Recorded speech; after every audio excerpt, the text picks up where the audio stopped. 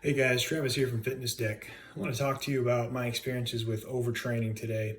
There's a bit of misconception, I think, in the word or the use of the phrase overtraining. Some people perceive it as training 7 days a week, four weeks a month, 365.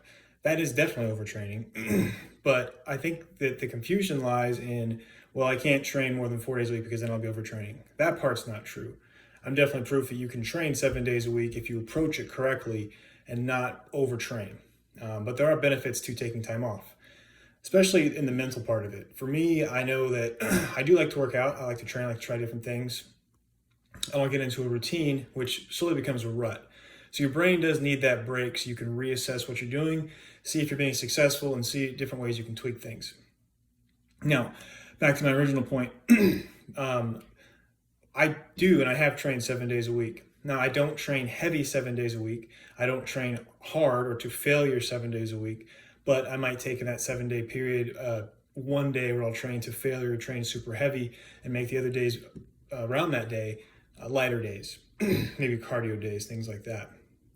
I like to stay in the routine of it. That's a big problem. I think a lot of people who try to get into fitness encounter is they want to train. Okay, this program is 4 days a week, so I'm going to take off Tuesdays and Thursdays and Sundays, and then you take off Saturday too because you have a birthday party, etc. It just messes everything up. Focus on setting a set time and have that time set aside 7 days a week. Okay, that being said, my experience with overtraining. During the beginning of the pandemic, the shutdown, the lockdown, I decided to mix up my workout routine and I wanted to try to achieve some different goals that I couldn't really get to working 5 days a week, just being too busy, my days too filled with my family and things like that. So I decided to try to join the 1,000 pound club.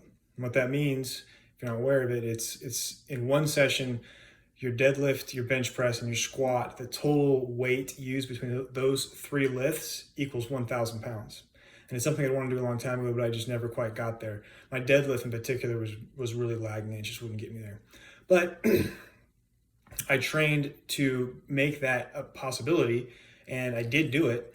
But getting to that goal, to that mountaintop, I overtrained. And at the end of it, I went from feeling really good in the beginning where I was really mixing things up. I had a whole new routine going.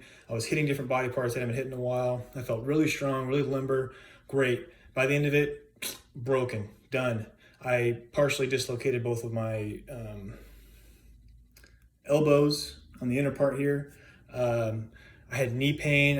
I've always had a bad left shoulder, and that completely flared up. I could barely get weight above my head, all for kind of a silly goal. But that is an example of overtraining, and it's not because I trained 7 days a week. It's because I didn't train smart 7 days a week. I was going to failure 3 days a week, and your body just eventually shuts down.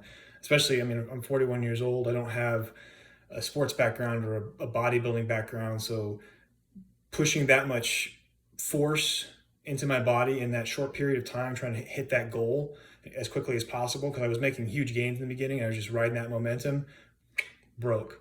So that wasn't smart training, and that's an example of overtraining. So be careful when you train. Train smart. Train as much as you want, but keep in mind that every person has a limit. You'll know that limit when you hit it. I sure as heck know that I hit mine because I was done for a little bit. I had to totally reformat my training and haven't deadlifted since because that was a lot of pain in the forearms, and it's just because I got to a certain point and started to drop the bar and grabbed it again and whatever. But I'll get back to deadlifting someday. I enjoy it quite a bit. But thanks for following, guys, and stay fit.